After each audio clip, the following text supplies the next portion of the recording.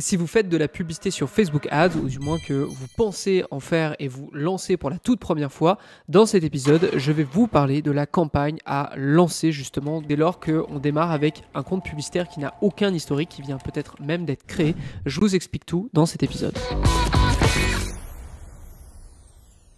Bonjour à tous et bienvenue sur No Pay No Play, le podcast 100% Facebook Ads, le podcast qui vous permet de bien démarrer sur la plateforme publicitaire de Meta. Il vous est proposé par l'agence J7 Media ainsi que la J7 Academy. Mon nom est Antoine Dalmas et comme je vous l'expliquais en introduction, je vais vous montrer quelle est la campagne à lancer hors de tout doute lorsque vous démarrez sur Facebook Ads. Alors pour ce faire, je vous ai préparé quelques petits visuels que je vais vous montrer immédiatement. Juste avant qu'on se lance sur Social Scaling, pour ceux qui nous découvrent, on a 2 podcasts sur Facebook Ads et je tenais à vous en faire part, mais sur Social Scaling, j'ai lancé un immense épisode qui s'appelle Facebook Ads, le guide ou le guide éternel, et dans lequel je vous fais part de toute l'expérience à avoir lorsque on démarre sur Facebook Ads et notamment lorsqu'on a envie de s'améliorer et d'avoir de bons résultats encore et encore. Donc je vous invite fortement à aller écouter cet épisode de Social Scaling, bien que je vais un petit peu en parler quand même dans cet épisode, moi, de No Pay No Play, et aussi en parallèle, si vous découvrez sur No Pay No Play ou si vous venez d'arriver sur le podcast, je vous invite d'aller regarder comment intégrer une campagne Facebook Ads en 2024, parce que dans cette vidéo, je vous explique l'intégration de la campagne que moi, je vais vous montrer ici. Maintenant que ça a été dit, on peut rentrer dans le vif du sujet et vous parler de la campagne Evergreen. Toutefois, je pense qu'il est peut-être intéressant de faire le point sur un élément. Je le rappelle, l'objectif de la campagne dont je vais vous parler, c'est de démarrer. Soit vous avez très peu de budget et du coup, il faut absolument centraliser et avoir les résultats le plus rapidement possible.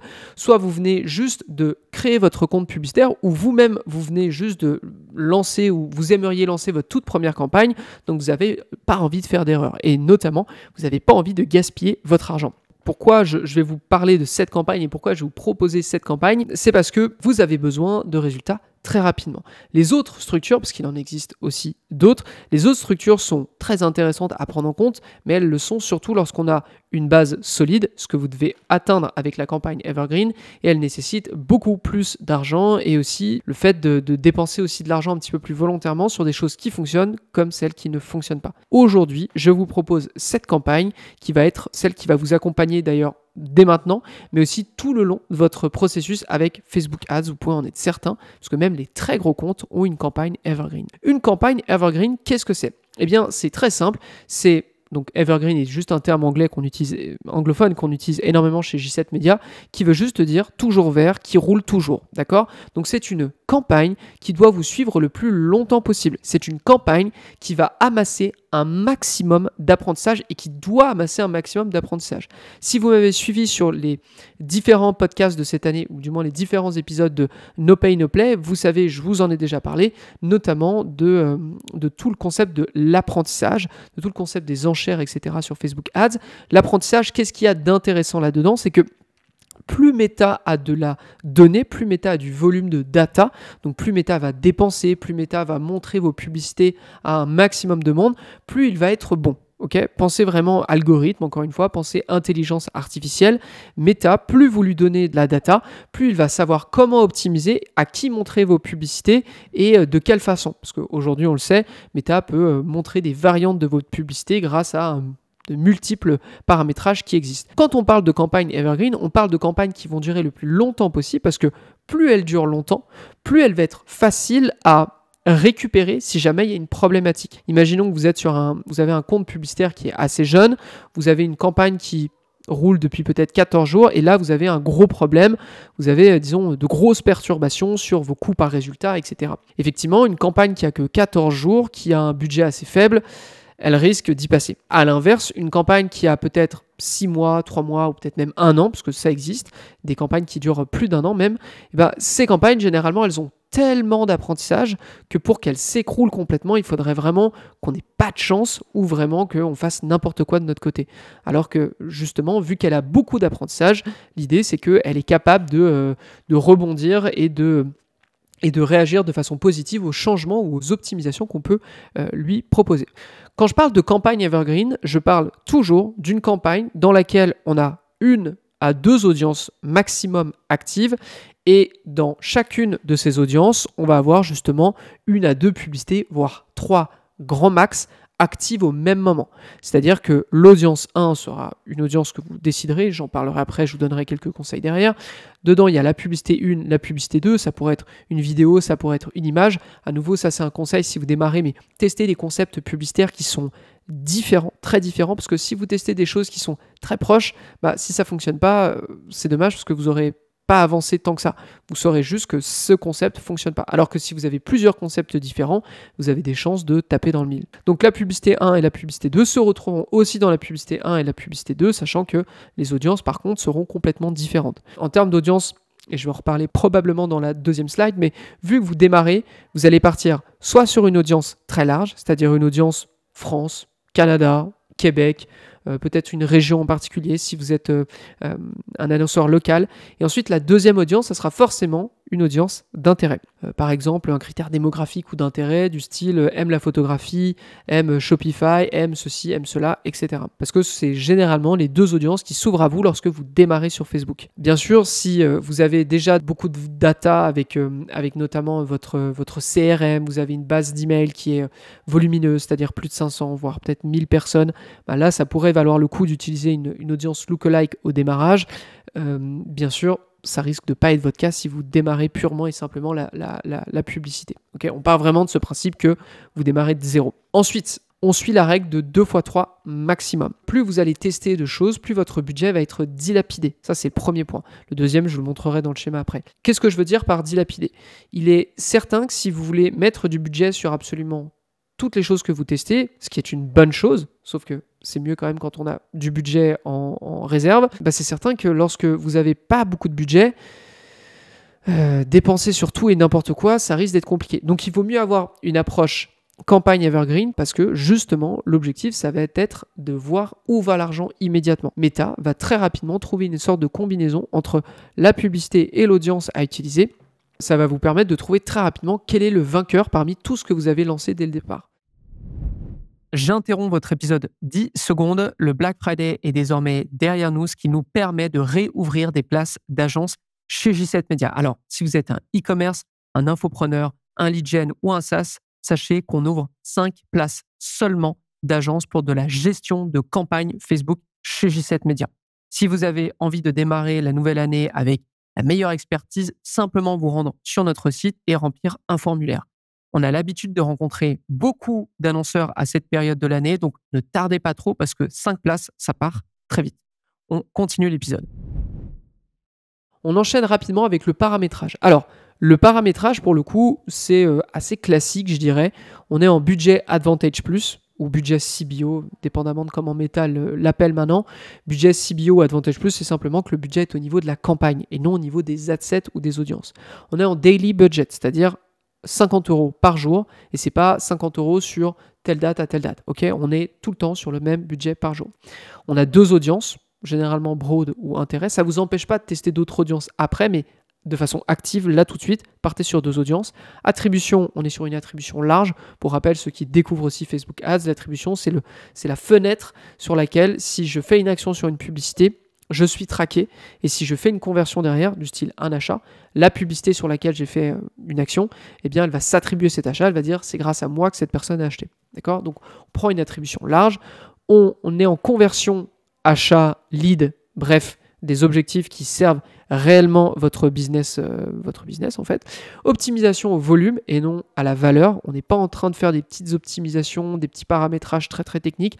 On reste sur quelque chose de simple. On veut du volume. Pourquoi ? Parce qu'on veut que vous ayez un maximum de conversion de façon récurrente pour sortir de la phase d'apprentissage et nécessairement aussi pour avoir une base solide. Parce que si vous lancez une campagne, et je pense que beaucoup ont eu ce problème, même nous, à certains moments, sur des comptes qui ont un budget très, très limité, mais vous pouvez lancer une campagne qui a quelques conversions au début et puis rapidement, il ne se passe plus rien. Rapidement, vous retombez à zéro et là, vous ne savez pas trop quoi faire. C'est justement ce genre de problème qu'on vient régler avec la campagne Evergreen. Donc, optimisation au volume. Idéalement, un budget vous permettant de générer plusieurs conversions par jour et par audience. Donc, vous comprenez du coup que plus vous lancez des audiences, plus il va vous falloir un budget important. Ensuite, tous les placements de diffusion. Okay, donc on n'est pas que sur les Reels, on n'est pas que sur le feed Facebook ou Insta, on est sur l'entièreté. Deuxième point sur lequel j'aimerais quand même revenir, le budget, parce que vous allez probablement vous poser la question, quel budget je mets? Okay, j'ai jamais fait de pub Facebook, je ne sais pas comment ça fonctionne. Je vais vous donner 3 niveaux de dépenses lorsqu'on démarre. Je dirais que le niveau 1, c'est vraiment le niveau, on est très très très limité. On est OK sur le fait de prendre du temps avant d'avoir des réponses quant à nos tests. Eh bien, je vais vous dire 20 € par jour, d'accord? Si vous êtes un e-commerce, en tout cas, là, vous partez que sur une seule audience. Et vous testez peut-être 2 publicités grand max. Pourquoi? Parce que forcément, je pense que vous ne vendez pas des produits à 1 €, vous ne ferez pas de marge sur 1 € de vente. Donc, je suppose que vous allez commencer à vendre des produits entre 20, peut-être 15, peut-être 30 et peut-être encore plus. Donc, forcément, il faut quand même se rapprocher d'un budget assez cohérent, je dirais, par rapport à ce que vous vendez. Moi, ce que je vous recommande pour le coup, c'est 50 €, ça serait le niveau 2. Là, pour le coup, on peut se permettre d'avoir 2 audiences, 2 publicités et on va rapidement regarder là où va l'argent. Et pour terminer, on a 100 € et là, je trouve que 100 € pour un e-commerce et même un lead gen qui se lance, surtout un lead gen en B2C, parce qu'en B2B, disons que ce que vous allez vendre derrière peut être ultra cher, donc ça va dépendre, encore une fois, je vous donne des grandes généralités, à vous d'adapter. Mais 100 €, je pense que pour un e-commerce qui se lance par jour, c'est très très bien. Ça vous permet d'avoir des réponses assez rapidement et de ne pas perdre trop de temps. Okay, parce que forcément, le temps, c'est de l'argent. Ce n'est pas nécessairement juste l'argent que vous dépensez sur Facebook, mais c'est aussi de l'argent que vous ne faites pas et sur lesquels vous devez payer votre site, votre nom de domaine, etc., etc. Paramétrage assez classique. Votre seul objectif avec cette campagne, finalement, c'est de voir, et je vous l'ai déjà dit, c'est voir où va l'argent. Forcément, Meta va pas pouvoir dépenser, et je vais en parler dans le schéma juste après, Meta va pas pouvoir dépenser partout. Il va dépenser un petit peu partout au début, et très rapidement, il va observer qu'il y a une pub qui va fonctionner et sur lequel il va appuyer. Littéralement, là, votre objectif, c'est juste de voir c'est quoi cette pub, quelle est cette pub qui prend le budget, quelle est l'audience qui prend le budget, parce que dès lors que vous aurez trouvé l'audience plus la pub, ça veut dire que vous pourrez commencer à faire des tests. Ça veut dire que vous pourrez commencer à tester des déclinaisons de cette publicité sur la meilleure audience que vous avez à l'heure actuelle. Ça pourrait être de tester des déclinaisons, peut-être même de tester d'autres offres, d'autres tunnels de vente, bref, tester plein de choses. Là, je vous renvoie sur l'épisode dont j'ai parlé de Social Scaling, le guide Facebook Ads éternel. Je vous encourage vivement à aller le regarder parce qu'il va vraiment vous aider là-dessus. Et ensuite de tester et de construire votre base solide tout autour. Parce que globalement, un compte Facebook Ads, comment il se construit semaine après semaine ou mois après mois, c'est une grosse campagne qui a le plus de budget possible dès le départ. Pourquoi? Parce que, je vous le rappelle, on veut de la conversion, on veut avoir un flow soutenu de conversion et pas justement lancer votre campagne pour que dans 3-4 jours, il n'y ait plus rien derrière, parce que Meta n'arrive plus à optimiser. Donc, généralement, votre compte va se construire autour de cette campagne et ensuite, vous allez ajouter d'autres campagnes qui vont venir tester des variantes, tester des variables, etc., etc. Avant de terminer complètement, attention, parce que c'est quelque chose que vous allez observer et c'est quelque chose qui va se dérouler encore plus fort si vous testez trop de choses à la fois, surtout sur une campagne evergreen. On va partir du principe que voici la structure de votre campagne. Votre campagne a le budget au niveau de la campagne et les audiences n'ont pas de budget. Vous ne mettez absolument pas, et ça c'est un point important, vous ne mettez absolument pas de limite de dépenses, limite minimum et limite maximum de budget dépensé sur vos audiences. Vous laissez Meta gérer. Généralement, ce qui va se passer, c'est que il y a une audience et une pub qui va prendre 80% du budget. D'accord? Globalement, c'est ce qui va se passer. Ensuite, il y a une autre pub, donc une autre audience, qui va peut-être prendre 15% de ce budget. Et le reste va grappiller le reste. Alors, disons qu'au début, c'est pas tant un problème parce que de toute façon, vous devez absolument trouver quelle est la meilleure combinaison. Ça devient un problème lorsque vous avez plus de budget et que toutes ces pubs, elles pourraient très bien fonctionner, c'est juste qu'on ne sait pas, donc vous allez devoir le tester.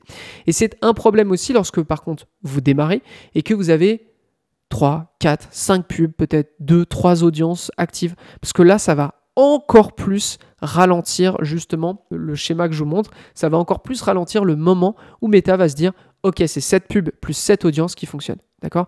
Donc, il vaut mieux partir avec le moins d'éléments possibles actifs au même moment, plutôt que justement se ralentir en voulant tester un maximum de choses. Je sais que c'est intéressant, je sais qu'on a envie de tout tester lorsqu'on arrive sur Facebook Ads, mais c'est pas l'idéal. Juste pour récapituler, campagne Evergreen, ça ressemble à peu près à ça, sauf qu'on enlève une pub ici et une pub là, on est à 2 pubs, 2 audiences max. L'idée, c'est d'aller voir où va l'argent. C'est quelle audience, c'est quelle publicité qui vous donne les meilleurs résultats. Vous avez cette liste de paramétrage à suivre, ok, suivez-la de façon religieuse. La campagne Evergreen, pourquoi on lance ça? Parce que de toute façon, tout compte publicitaire qu'il dépense 10 000, 1000, 100, 200 euros par jour, peu importe, tout compte comme ça aura une campagne Evergreen de base. Toujours. Et cette campagne, l'objectif, c'est qu'elle dure et qu'elle tourne le plus longtemps possible. Aussi, je refais du pouce quand même à cet épisode Facebook Ads, le guide éternel sur social scaling, où je vais beaucoup plus loin sur cette approche et je vous explique qu'est-ce qu'il faut tester et comment le tester. Et ensuite, pour ceux qui découvrent totalement, cet épisode comment intégrer une campagne Facebook Ads en 2024, qui est encore complètement valable pour le coup et qui vous aidera si vous démarrez de zéro absolument. Aussi, dernier point, si vous faites de la publicité sur Facebook Ads, mais surtout que vous avez envie de devenir meilleur dans ce domaine, je vous recommande notre écosystème de la J7 Academy. La J7 Academy en 3 piliers. C'est une plateforme de vidéos avec plus d'une centaine, voire 150 heures de cours sur les meilleures stratégies qu'on a mis en place, les meilleures optimisations, comment on gère un Black Friday, comment on gère l'augmentation d'un budget, comment on fait un audit, etc. etc. Donc plein de cours à propos de Facebook Ads et même d'emailing. Ensuite, c'est un espace Slack dans lequel vous pouvez échanger avec tous les employés de J7 Media. C'est-à-dire moi, vous pouvez parler avec Antoine Gagné, vous pouvez parler avec Stéphanie Tifo, vous pouvez parler avec plein d'experts en Facebook Ads, mais aussi en Google Ads et aussi en emailing. Donc ça, c'est le deuxième point. Et le troisième point, c'est 2 workshops mensuels qui vous permettent d'être tenus au courant des meilleures stratégies à faire tout de suite sur Facebook Ads ou des opportunités à prendre lorsque justement on arrive au nouveau mois, le mois X, le mois Y, etc. etc. On vous explique aussi qu'est-ce que vous avez tout intérêt à faire. D'accord? Donc si ça vous intéresse, si vous avez envie de devenir meilleur sur Facebook Ads et surtout de le rester, c'est très simple. Vous allez sur j7academy.com ou dans les notes de l'émission. C'est tout pour cet épisode de No Pay, No Play. J'espère que ça vous a plu. Et moi, je vous donne rendez-vous lundi prochain, d'accord, du coup. Et je vous dis à très vite tout le monde. Ciao.